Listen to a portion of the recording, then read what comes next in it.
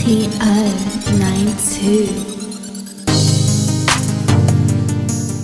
YouTube family, what up though? If you didn't know, I'm DJ Swavor, and this is another episode of Ottoman Box Openings. If you haven't already, be sure you hit that subscribe button and make sure you hit the bell button next to the subscribe button so when I post something on YouTube, you get it first. Also, if you haven't already, be sure you're giving me a follow on all the major social media platforms. Now that the whole Nike Air Max Day, Air Max Month hype has kind of died down, I figured it was about the right time to get back on our runner shit on this channel. And it just so happened that I was able to get my hands on a super dope Asics collab that just came out. The last 2 weekends we saw a couple of dope Nike sneakers released. I'm talking about the Atmos Safari Pack with the Air Max 91 and 95, as well as the Sean Wotherspoon Air Max 97-1. It's pretty customary that once you get that sneaker in your possession, the first thing you gotta do is stunt on Instagram. The ultimate way to stunt on Instagram is to have a dope caption with that picture, and this is where I got annoyed. I can't tell you how many pictures I saw of the Sean Wotherspoon Air Max 97 where somebody in the caption had, "Shout out to the plug for hooking me up." Bruh. I swear to God, half of y'all don't know what a plug is. If you paid for a bot service to help you get that sneaker, that's not a plug. If your homeboy at a sneaker store helped you get that sneaker, but he taxed your ass for double the retail amount, that's not a plug. If you paid for a pre-order for a sneaker and that pre-order amount was $100 over retail, that's not a plug. You basically just paid a reseller. In my humble opinion, it's only considered a plug if they help you get that sneaker for retail or maybe just a little bit over retail. If they were able to pay a cell phone bill off the money you gave them to get that sneaker, that's not a plug. That's a reseller. I can't tell you how much it annoys me for people misusing the word plug. Now granted, some people may disagree with me. Some people really consider a plug just a person that helped you get a dope limited sneaker no matter how much you had to pay for it. I just know me personally, I'm not considering anybody a plug that's charging me way over retail for a sneaker. But let's be real, 99.99971% of the people that got the Sean Wotherspoons were not plugged up for the retail assist, bruh. So from now on, if you post a picture of a hype sneaker and you paid above retail for that sneaker, do not put plug in your caption. Just go ahead and give credit to that reseller you paid. I promise you it won't make your picture any less dope. But what I want y'all to do is let me know down in the comment section your definition of a sneaker plug. Is a plug only considered a source that gives you that sneaker for the retail price? Or is the plug considered a source that helps you get your hand on a super limited release no matter what price you had to pay to get your hands on that sneaker? Hit that comment section up right now and let me know your opinion. But while y'all are hitting that comment section up, let's go ahead and take a look at this dope sneaker.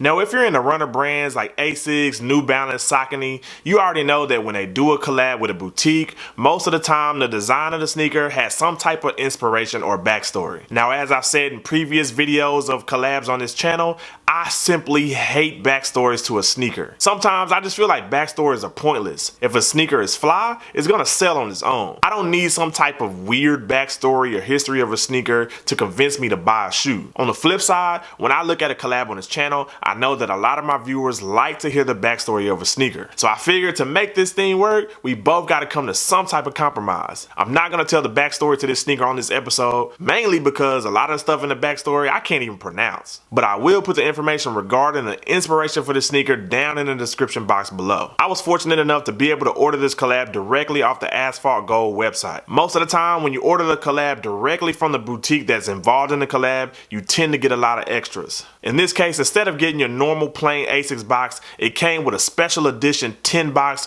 with the Asics and AsphaltGold branding all over the box. It's a super dope addition to this collab, but I wish they would have somehow put an Asics box maybe inside of the tin box, because honestly, I don't know where the hell this tin box is gonna fit inside of my closet. Nonetheless, we got this collab right here on this Ottoman, so without further ado, let's go ahead and take a look at it right now. And this right here is the Jugendstil Gel DS Trainer collab between Asics and AsphaltGold. I probably murdered the name of this collab. Whether I said the name of this collab right or wrong, one thing I do know about this sneaker is that it is super fire. As soon as I opened the box, the first thing that popped out to me were the pastel colors used on the upper. As you can see with this close-up view, the suede used on this collab is super plush. You have the perforated suede on the toe box, and on the toe capping, it utilizes almost like a hairy suede. One thing I've been missing on my sneakers sneakers lately is that super plush suede material. You do not find that a lot on Nike sneakers. But when it comes to these runner brands, you already know you're gonna get top-notch materials. Moving into the rest of the upper, the underlay for the Asics Tiger logo is in that same tan suede material that you found on your toe box area. I also love the fact that they used a pink suede for the Asics Tiger logo to contrast with the brown suede used on the rest of the upper. Y'all already know that I'm a sucker for pink hits on any kind of shoe. As I said before in previous videos with collab sneakers, if I'm getting a collab, I want to see the boutique's branding all over that collab. In this sneakers case, you have the Asphalt branding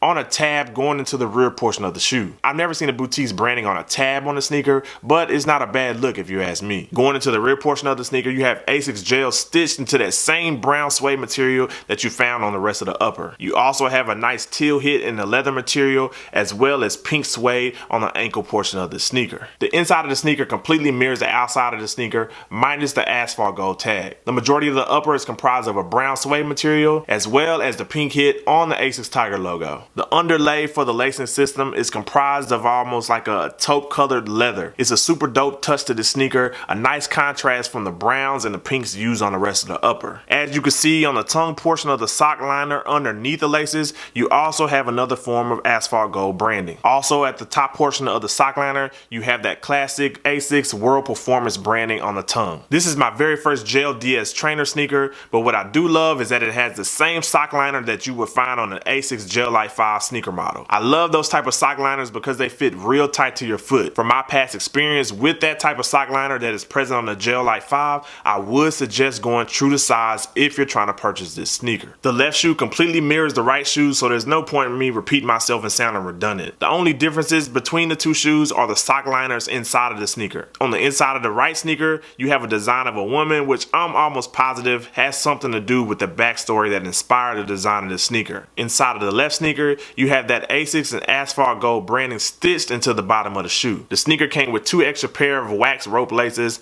but I'm almost positive that I'm gonna stick with the laces that are already inside of the sneaker. This sneaker also utilizes almost like a cream colored gel midsole. I'm not quite sure if all gel DS trainers have this type of traction system, but on this collab, it utilizes like these turquoise pods on the bottom of the sneaker. Just from the touch, it doesn't feel like you'll ever slip in this sneaker. And for the most part, that pretty much explains this gel DS collab between Asics and Asphalt Gold. From the color scheme used on the upper to the quality of the materials, I'm in love with this collab. On a scale of 1 to 10, I'm giving this sneaker an easy 9. This is by far one of the dopest Asics sneakers that I've seen in a long time. But of course, I want to know y'all's opinion on this sneaker. Let me know down in the comment section what y'all think about this Asics collab. Are you liking this sneaker? Are you not liking it? Did you get your hands on a pair? Are you trying to find a pair on the resale market and you kind of needed this video to push you over the edge? Let me know down in the comment section what you think about this sneaker. Over here in the States, I believe this sneaker retailed for $130, but since I got this sneaker directly from Asphalt Gold and it came with the extra,